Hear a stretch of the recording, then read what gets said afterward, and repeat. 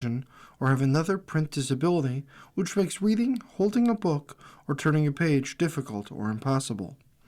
The content is copyrighted by the respective publishers. For more information, please visit us on the web at nfradioreading.org. Hello, this is Corrine, and for the next hour, I'll be reading from the May 5th, 2026 issue of the Wall Street Journal on the Niagara Frontier Radio Reading Service. As always, thank you for joining us today. The highlights under business and finance are: FINRA launched an investigation into the nature and extent of the work done by recruits to a Morgan Stanley branch office in Budapest. Major U.S. stock indexes fell, with the S&P 500, Dow, and NASDAQ shedding 0.4%, 1.1%, and 0.2% respectively. Brent crude, the international benchmark, rose 5.8% to $114.44 a barrel. Orders at factories rose in March for a second straight month, reaching $630.4 billion in value. Cerberus will offer 28 million shares in its planned IPO at a price of $115 to $125 a share, in a flotation that would raise $3.5 billion at the upper end of the range. Berkshire Hathaway tapped Gen Ray chairman Charlie Shammuel as the successor to the conglomerate's longtime insurance mastermind, Ajit Jain. The second week of a blockbuster trial between Elon Musk and OpenAI kicked off with questions about the finances of the startup's president, Greg Brockman. Quarterly revenue and profit at Palantir soared to records, boosted by strong U.S. military demand and growth in software sales to U.S. corporations. Paramount reported higher quarterly revenue as streaming and studio gains offset a decline in its television media segment. Tyson Foods posted a deeper $240 million loss in its beef division for its fiscal second quarter, compared with a year earlier, as cattle prices remained elevated. Gunmaker Sturm Ruger said it struck a strategic cooperation agreement with Beretta after a dispute over governance, strategy, and board control. Norwegian Cruise Line said internal missteps and external pressures weighed on the business during the latest quarter, and said outlooks are unlikely to improve soon. Now for the key articles under the worldwide section. The U.S. and Iran are teetering on the brink of a dangerous new phase of the war, as both turn to military force to break a standoff in the Strait of Hormuz that has paralyzed shipping and imposed cost on both sides. Justice Samuel Alito temporarily restored full access to the abortion pill mifepristone, suspending a lower court ruling prohibiting mail orders without a doctor first seeing a patient in person. The EU's top trade negotiator is expected to meet his U.S. counterpart in Paris on Tuesday, after Trump said he would raise tariffs on cars from the block. The White House is weighing a new government review process for artificial intelligence tools that the government deems to pose cybersecurity risks. California took legal action against State Farm, accusing the insurer of unlawfully delaying, denying, and underpaying home insurance claims from survivors of last year's Los Angeles wildfires. A Ukrainian drone struck a luxury residential complex in Moscow, underlying Kyiv's ability to reach into Russia's heartland as hostilities continue. Authorities rushed to contain a suspected hantavirus outbreak on a cruise ship off West Africa that they say killed 3 people and sickened 3 others. Indian Prime Minister Narendra Modi's ruling Hindu Nationalist Party wrestled control of the state of West Bengal, an opposition stronghold, in a key election.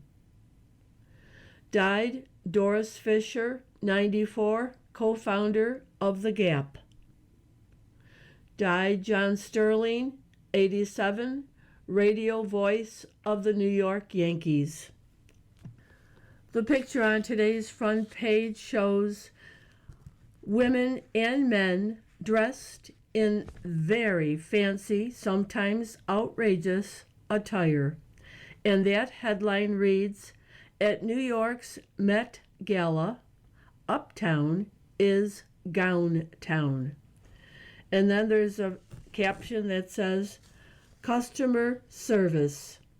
New York's Met Gala drew celebrities Monday, including actress Nicole Kidman, event co-chair Lauren Sanchez Bezos, and editor Anna Wintour.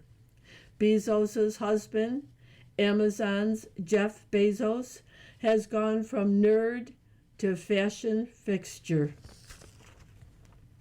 Articles from the front page follow.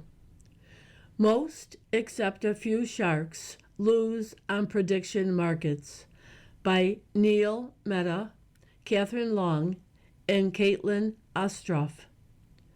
John Patterson, 33, couldn't work. The former Outback Steakhouse line cook was recovering from a car crash and low on money. Kelshi, the prediction market, promised a quick way to fix that. He took out a veritable interest loan and started betting. At first, it worked. Pedersen turned about $2,000 into close to $8,000 by betting on daily snowfall totals in Detroit, where he lives. He parlayed that into $41,000 by trading on sports, using a strategy he developed with the help of AI, according to a Wall Street Journal review of his account records. Then he placed an audacious bet, all $41,000, that a celebrity would say a particular word on TV. He lost it all. Pedersen isn't alone in walking away empty-handed from the bet on anything markets, which covers sports, celebrities, news, and more. Kelshi and its competitor, Polymarket, advertise themselves as life-changing tools for regular people, implying everyone has a fair chance to score. I was about to be unable to pay my rent, but I got 2 years of rent through Kelshi's predictions, gushed one woman in a Kelshi ad on TikTok. But for most users, the reality is nothing like that. Instead, casual traders are bleeding cash, while a small number of sophisticated pros, including trading firms with access to vast streams of data, eat their lunch, according to a journal analysis of platform data and interviews with traders. On Polymarket, the journal found 67% of profits go to just 0.1% of accounts. That means less than 2,000 accounts netted a total of nearly $500 million. The journal analyzed 1.6 million Polymarket accounts that have traded since November 2022. There are at least 2.3 million accounts on the site. On Kalshi, too, losers vastly outnumber winners. Total trading volume on both platforms has rocketed to $24.2 billion in April, up from $1.8 billion a year earlier, according to analytics firm The Block. U.S.-Iran step-up fighting in straight standoff. American forces sink attack boats in bid to open passage. Tehran hits tankers. By Jared Malzahn, Laura Sigelman, and Costas Paris. The U.S. and Iran are teetering on the brink of a dangerous new phase of the war, as both turn to military force to break a standoff in the Strait of Hormuz that has paralyzed shipping and imposed cost on both sides. Fighting flared for the first time in about a month on Monday, with the U.S. Navy trying to open the waterway and Iran targeting commercial ships to keep it closed. The U.S. said it used Apache helicopters to sink Iranian speedboats, harassing traffic in the strait. Iran hit a critical oil port in the United Arab Emirates and several vessels around the strategic waterway. The return to a more openly violent phase of the war will test both sides. Each has reason to try to force an end to the current paralysis in the strait, but they also face substantial risks if the skirmishing escalates out of control. For Iran, greater damage to its economy and leadership, and for President Trump, deeper involvement in a war that is unpopular at home. Brian Clark, a former senior U.S. Navy official, now a senior fellow with the conservative Hudson Institute, said the new phase of the conflict is likely to play out at sea. That sets the stage for what could be a long and slow-burning contest, not as intense as the broad air campaign of the first 5 weeks of the war, but one with periodic violence that could escalate if either side miscalculates. The flare-up on Monday, the worst since Trump declared a ceasefire in early April, came hours after the president announced a new initiative to get ships that have been bottled up in the Persian Gulf out through the crucial waterway. Iran's constriction of the strait and a U.S. blockade of Iranian ports have deprived global markets of millions of barrels of oil, pushing up the price of gasoline and jet fuel, and piling up pressure on Iran's economy. The increase in tensions began after the U.S. dispatched a pair of destroyers through the strait and separately helped 2 U.S. flagships steam out in an effort to break Iran's chokehold on the waterway. Iran's Islamic Revolutionary Guard Corps responded by launching cruise missiles and drones and by sending speedboats to attack ships. Admiral Brad Cooper, head of U.S. Central Command, which oversees the Middle East, said U.S. warships and aircraft responded by striking the ship's attackers, including sinking half a dozen Iranian fast attack craft. Sailors on merchant ships around the strait reported military jets and helicopters buzzing overhead and shared photos and videos of the U.S. forces. The president has also said that if the process is interfered with, we will react forcefully, Cooper said of the operation to open the strait. And over the last 12 hours, Iran has interfered. Iran fired cruise missiles at U.S. warships too, Cooper said. Trump told Fox News that Iran would be blown off the face of the earth if it targeted U.S. ships. Iranian drones and other explosives slammed into a number of ships around the Gulf and hit the crucial UAE oil hub at Fujairah, where the country routes its oil exports around the constriction in the strait. The UAE, which has backed tougher action against Iran, repeatedly sounded alerts on Monday for the first time since early April, saying it was targeted by 15 missiles and a number of drones. Students were told they would go back to online schooling, and a number of flights were canceled amid the threats. U.S. warships sailed into the strait in early April for the first time since the war began. Military analysts had warned using them to open the strait would be difficult and dangerous. Even if some make it through with U.S. help, it would likely be far fewer than the roughly 130 ships a day that transited before the war, and it could take months to clear the hundreds of ships still stuck in the Gulf. You are listening to a reading of articles and features from the Wall Street Journal on the Niagara Frontier Radio Reading Service.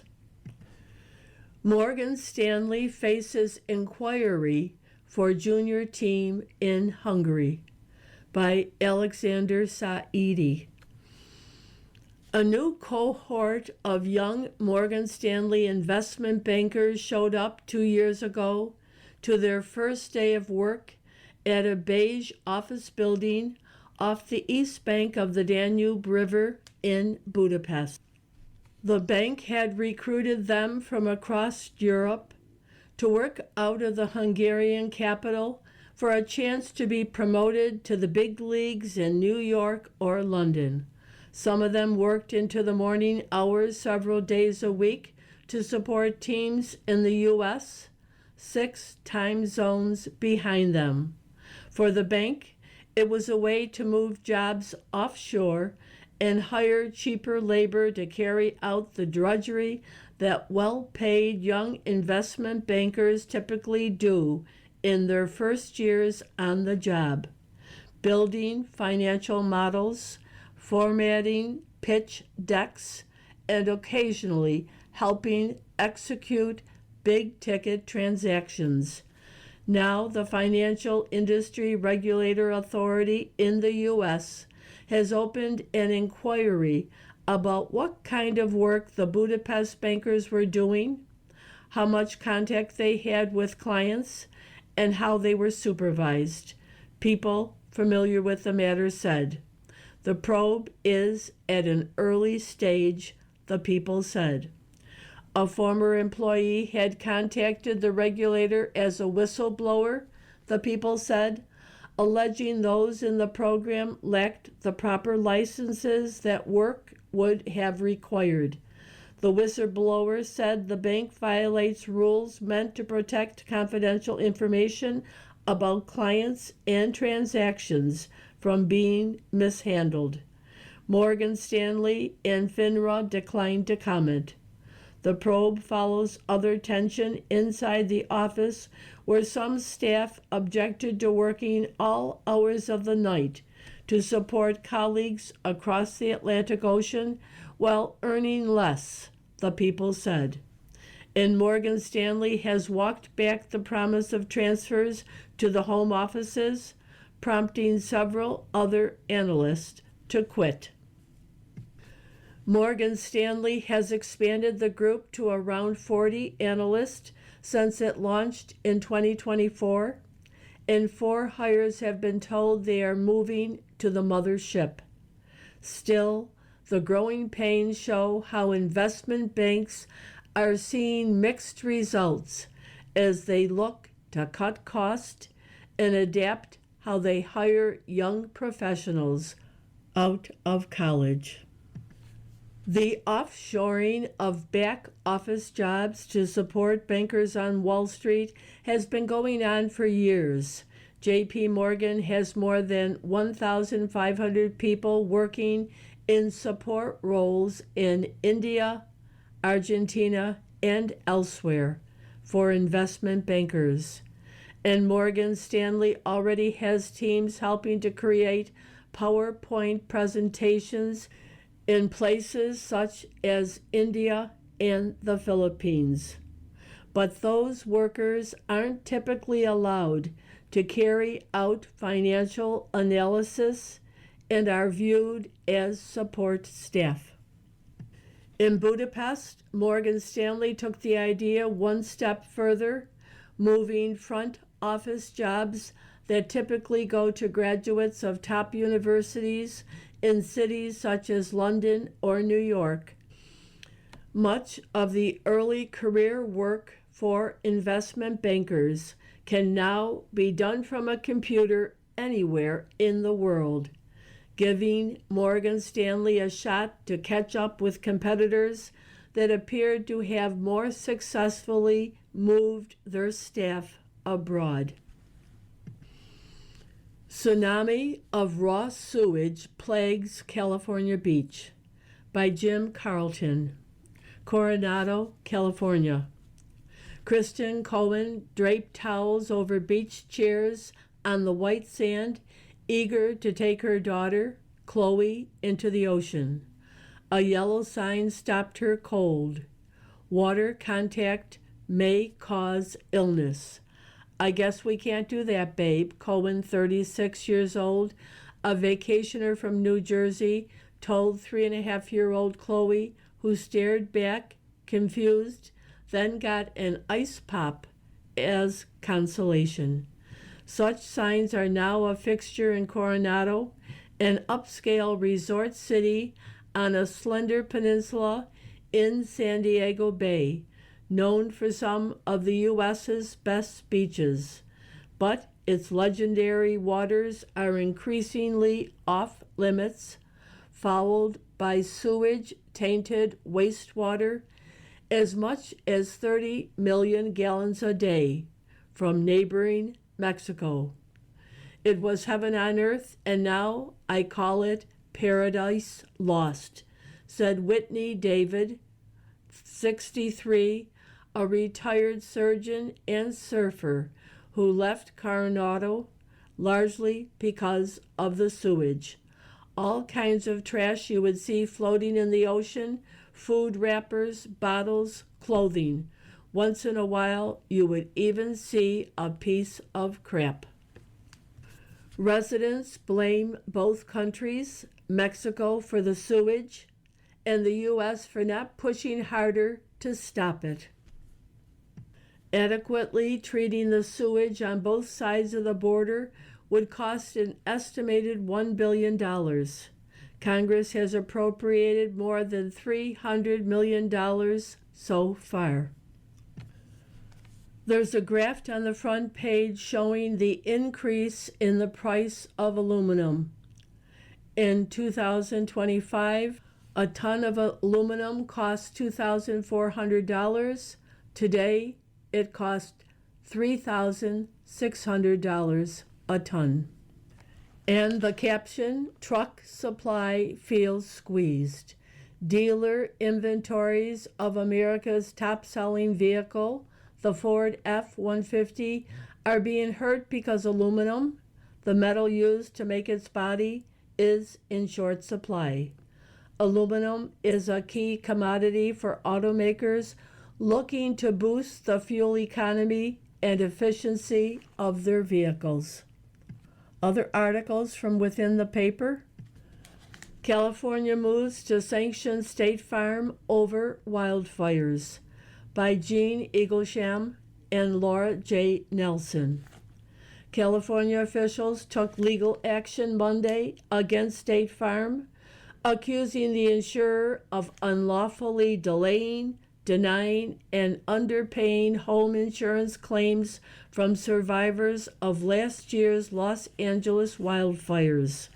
The state is seeking millions of dollars in damages, the highest penalty sought this century following a wildfire disaster, the California Department of Insurance said Monday.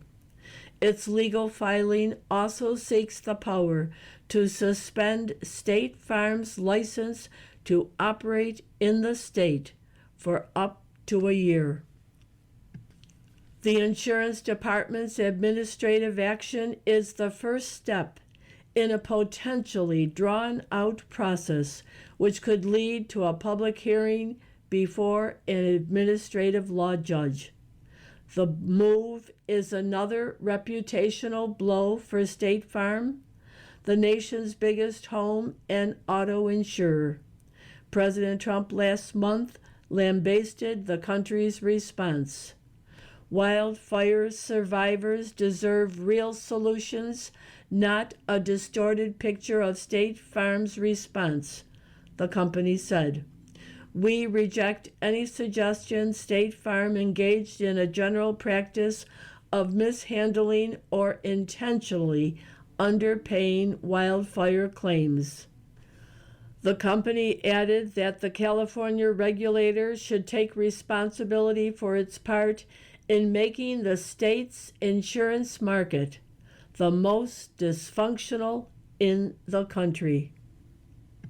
The Los Angeles blazes were the costliest wildfires in world history, with total insured losses estimated at $40 billion. The fires destroyed more than 12,000 structures and killed at least 31 people. Insurers have been criticized for their handling of the aftermath, particularly their treatment of claims for smoke damage. Officials said the probe of State Farm detected unlawful behavior by the insurer in more than half the sample of 220 claims examined.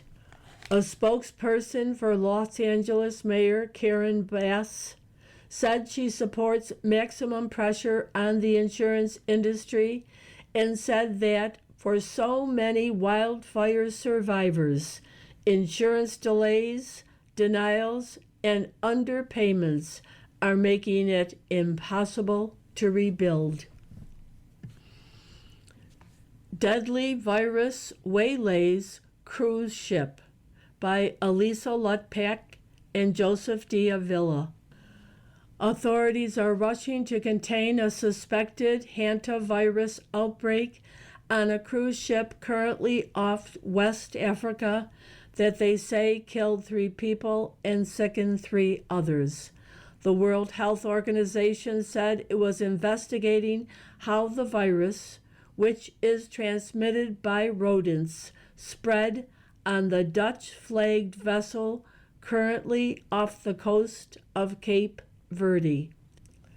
The passenger cruise ship called MV Hondius was traveling in the Atlantic Ocean, said Ocean-Wide Expeditions, the vessel's operator.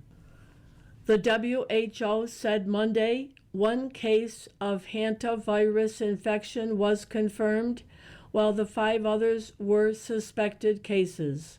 1 of the infected people was in intensive care in South Africa, the WHO said. Ocean-Wide Expeditions laid out a timeline of the outbreak, saying a Dutch man died on the ship on April 11th. His body was removed from the ship more than a week later on the South Atlantic island of St. Helena.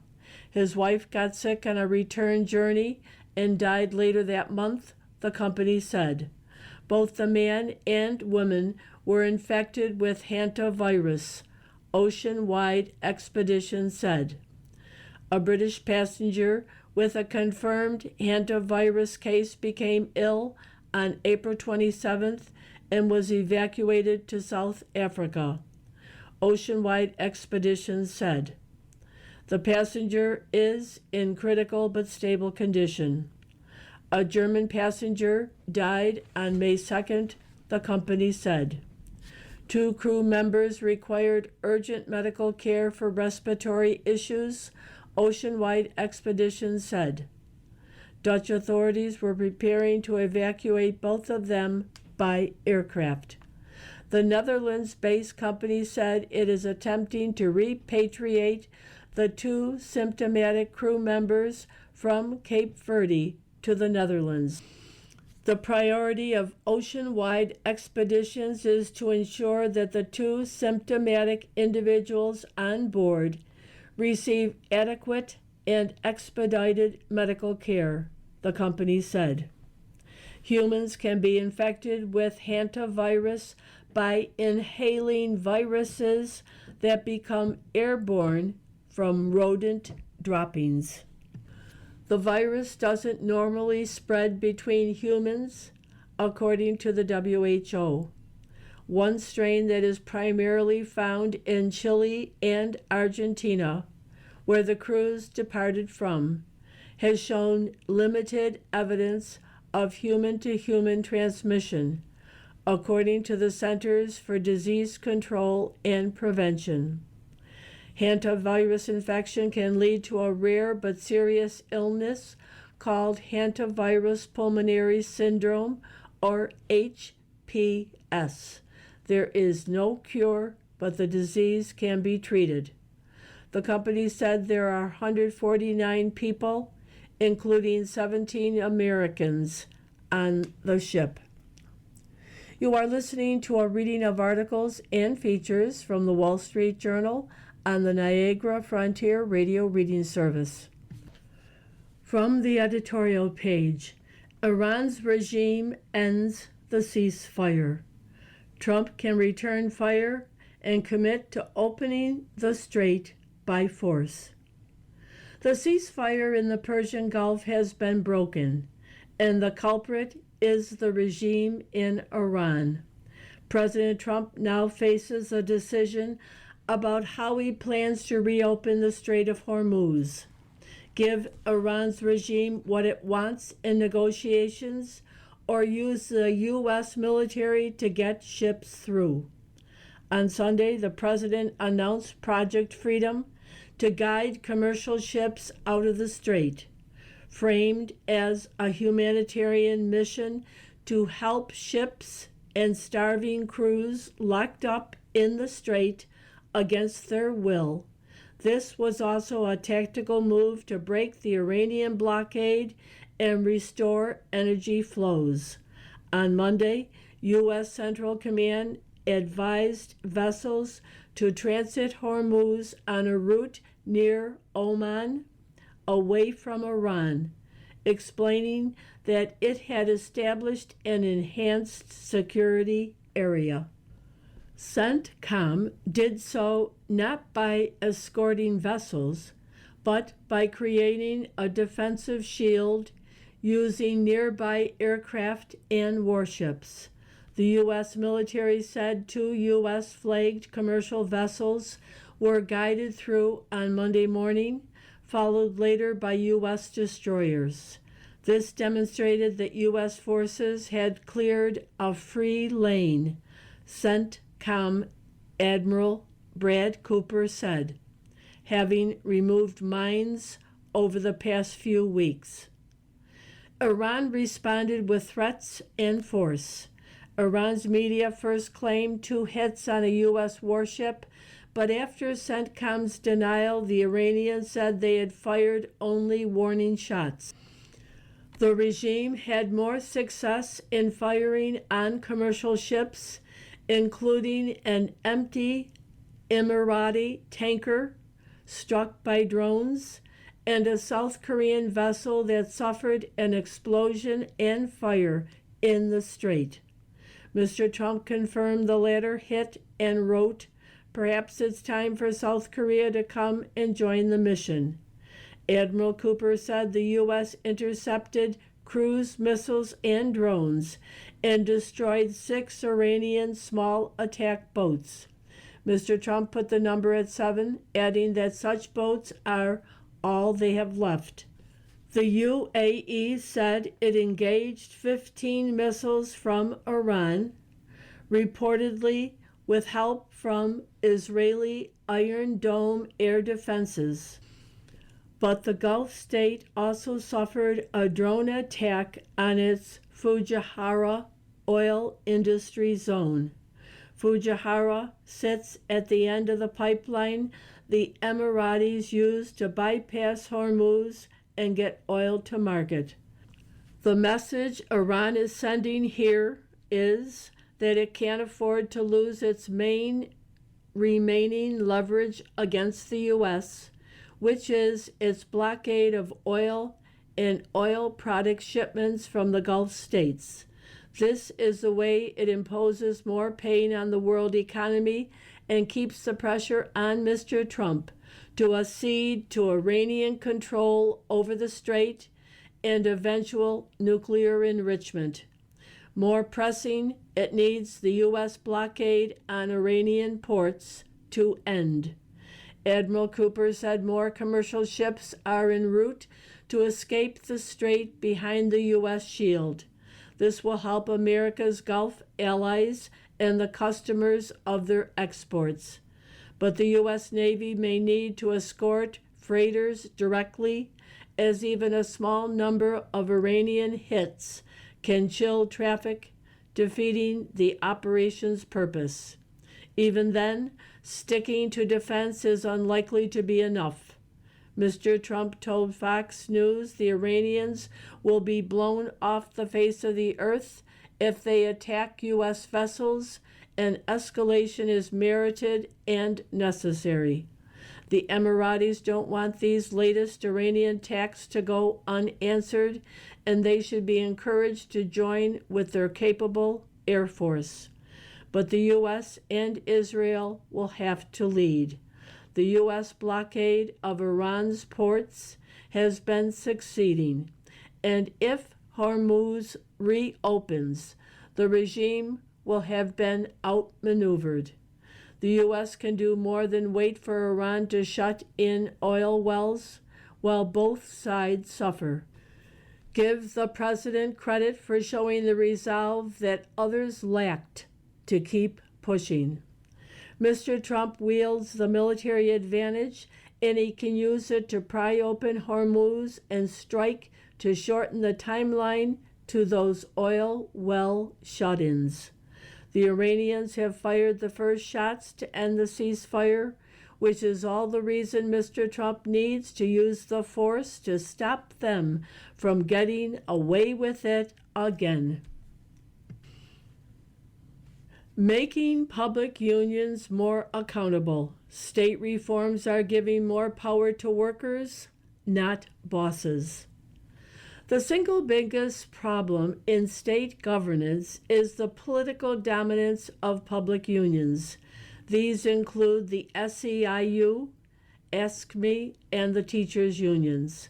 Several states are now pressing reforms that curb their coercive hold over their members. Idaho Governor Brad Little recently signed a bill that will end taxpayer support for teachers' unions, notably the Idaho Education Association. The bill will prevent school districts from collecting dues directly from teachers' paychecks and limit unions' ability to recruit members during school hours.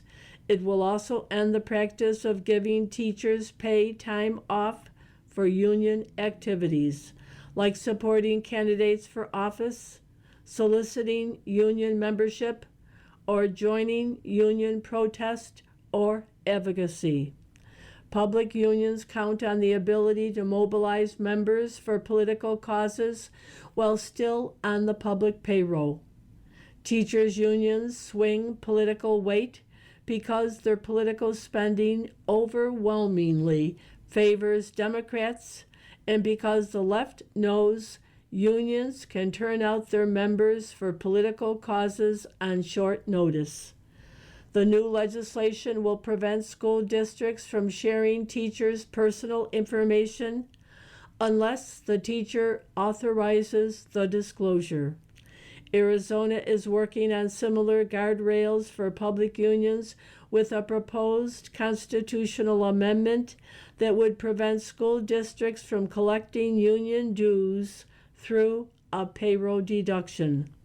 The bill, which has to be adopted by the legislature to get onto the November ballot, would ban teachers' strikes and require unions to distribute communications off school property. Bills working their way through the Oklahoma legislature would let school employees cancel union membership anytime. Unions would be barred from limiting an employee's right to terminate his or her membership only during certain dates or by using specific forms.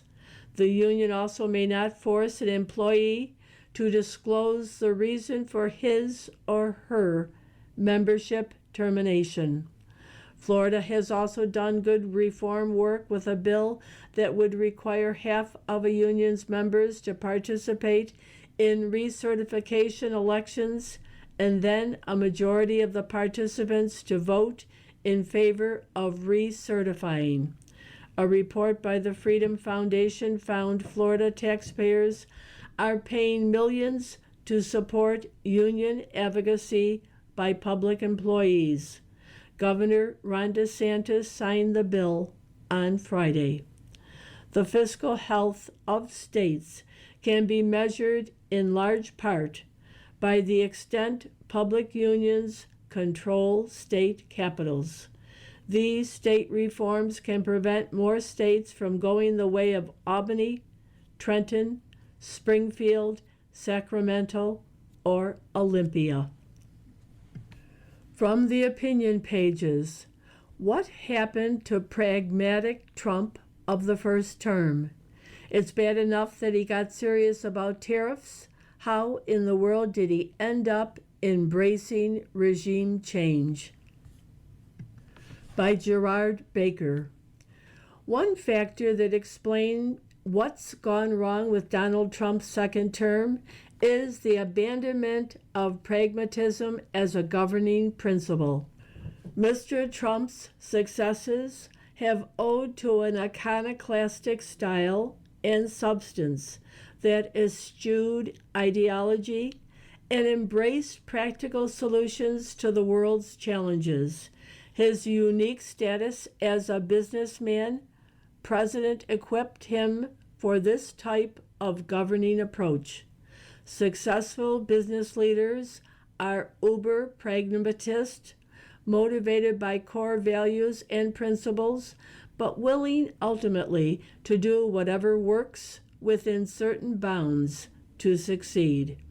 In 2016, the Republican Party was ripe for the heterodoxy Mr. Trump represented. Most voters were disillusioned with the tired orthodoxies of modern conservatism, globalism, which facilitated mass migration, and the elevation of international capital that ravaged communities at home, neoconservatism, which committed America to costly and futile foreign interventions. Repeated efforts to fashion an ideological construct around Mr. Trump's style have been futile. He governed by instinct, not ideology, and while he harbored some wild ideas, he seemed practical above all. In his first term, his approach to the economy was highly practical, emphasizing what worked over what ideologues might prefer. I recall a conversation with a CEO at the time, someone who was no Trump fan, but who nonetheless presented a striking contrast in the president's style with that of his predecessor. Barack Obama, he said, would call business chiefs into the White House every now and then for a lecture on what they needed to do to address their failings. With Mr. Trump, the approach was, how can I help? What do you need government to do to assist your business? The pragmatism was on display during the COVID-19 crisis. Mr. Trump initially endorsed lockdowns, but when the cost-benefit calculus suggested they did more harm than good, he pushed for reopening. Operation Warp Speed will rank as one of the most effective practical government interventions in economic history, even if the vaccines it produced have now become anathema to many of the president's supporters. The same pragmatism underlay his first-term foreign policy. It was never accurate to say Mr. Trump was an isolationist. Instead, he chose a practical approach that could serve as a model for prudent strategy, a narrow, hard-headed assessment of goals that matched American objectives with its resources and political exigencies. Judicious military interventions with a high probability of success were effective, eliminating the ISIS caliphate and executing targeted strikes against Abu Bakr al-Baghdadi and Iran's Qasem Soleimani. At the same time, he pursued a practical diplomacy that worked by abandoning the orthodoxies of previous presidents of both parties, whether securing the Abraham Accords or confronting the strategic challenge of China. But perhaps John Maynard Keynes was right when he said that practical men who believe themselves to be quite exempt from any intellectual influence are usually the slaves of some defunct economist. Second-term Trump seems to represent the triumph of defunct ideas over practical policies. Tariffs can work in measured and target ways, but when you enslave yourself to them as the most beautiful word and insist against all practical evidence that they be the cornerstone of your economics, the effects are predictably ruinous. More surprising has been Mr. Trump's conversion to the failed dogma of America as global regime change agent. He better than anyone seemed to have understood the lessons of this hubristic concept after 2 decades of failure. But the current Iran misadventure is precisely the kind of faith-based exercise he had so studiously avoided. Pragmatism has been supplanted also by an increasingly fanatical devotion to the pursuit of personal causes and sentiments. His unorthodox approach to America's allies was once effective, getting them to contribute more to collective defense. Now it is divorced from practical motivation and driven entirely by emotion and personal pique. At home, the dogged pursuit of political enemies is not only destructive of Republican norms and values, it's actually hurting his economic objectives. It's one thing to launch ridiculous prosecutions against James Comey, another to bully the chairman of the Federal Reserve to the point that policy is affected. The central bank now looks set for a period of turmoil that will only damage its inflation-fighting credentials. The best mindset for a political leader is a commitment to core beliefs and ideas, allied to a flexible pragmatism in pursuing them. Even the best ideas need to be executed in a manner that acknowledges the constraints of reality. And if the ideas turn out to be bad, a pragmatic approach ensures their deleterious effects can be vitiated by wise submission to the facts. What we have now is what happens when the pragmatism has gone and the ideas are awful. America's air superiority is losing altitude. China, focused on beating the U.S., is on pace to build the first sixth-generation stealth fighters. By Ted Budd and Jean Shaheen. Since the turn of the century, the U.S. military has dominated the skies.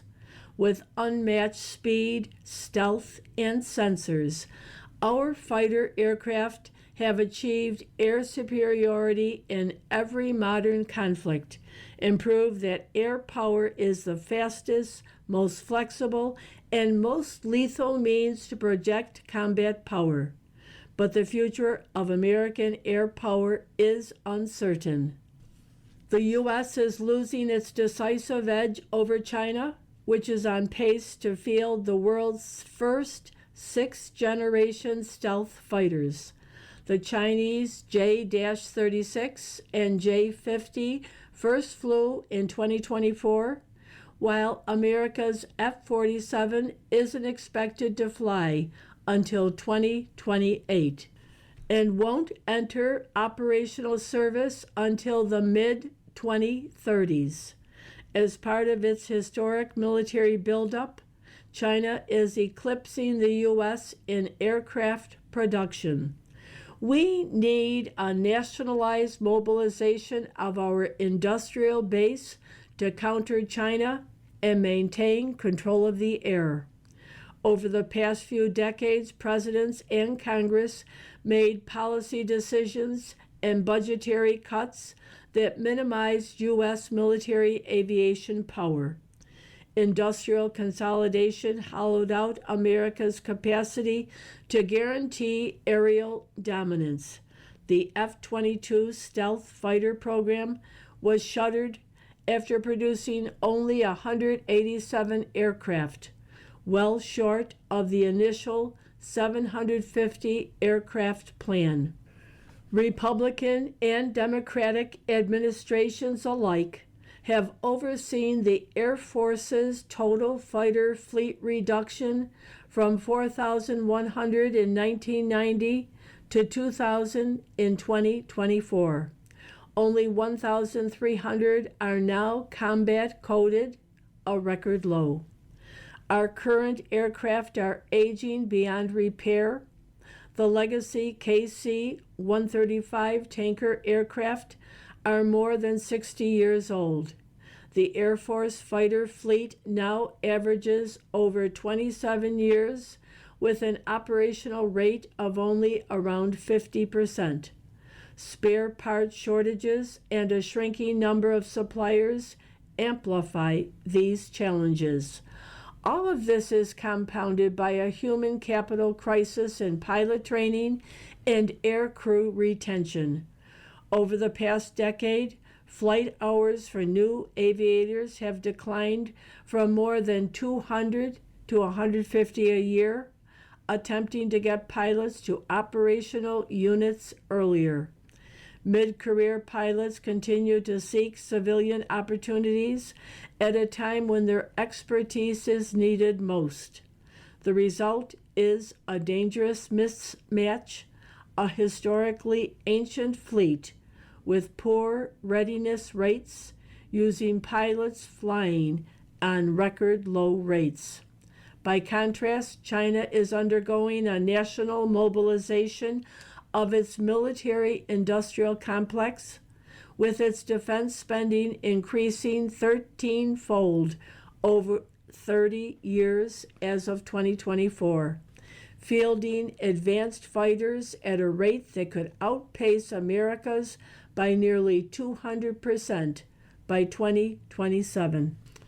The Chinese are focused on usurping the interest and security of America and its allies, and they see their military as the key tool for national prominence. They are building up their air force to ensure they can dominate Taiwan and discourage Western involvement in the Indo-Pacific. Ceding control of the air through poor procurement choices and insufficient investment in human capital would be a strategic failure. Washington needs to take 3 steps. First, give suppliers the certainty they need to expand production lines.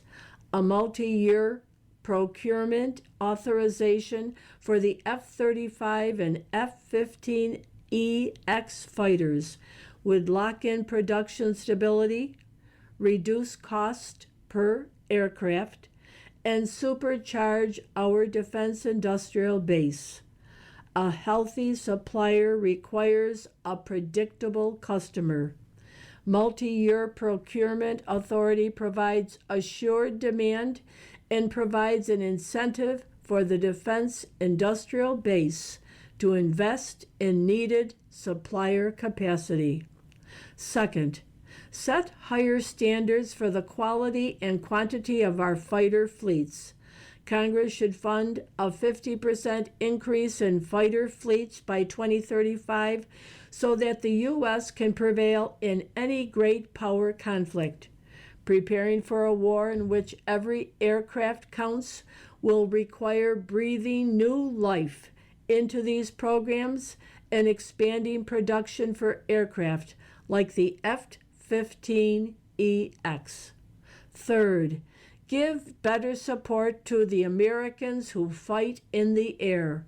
That means expanding incentives to keep experienced aviators in uniform, including bonuses, career flexibility, and quality of life programs. Practical steps to win the talent competition against our adversaries. America's war fighters will always be our advantage. Investing in them is investing in winning. For too long, U.S. air dominance has been taken for granted, but it isn't an American birthright. Given China's advances, it is time for a renewed bipartisan focus on the skies. Mr. Budd, a North Carolina Republican, and Miss Shaheen, a New Hampshire Democrat, are members of the Senate Armed Services Committee. You've been listening to a reading of articles and features from the May 5th, 2026 issue of the Wall Street Journal. We read from the Wall Street Journal every Monday through Thursday at 11 p.m. Your reader has been Corrine. Thank you for listening, and happy Cinco de Mayo to all those celebrating the Mexican holiday. You're listening to the Niagara Frontier Radio Reading Service.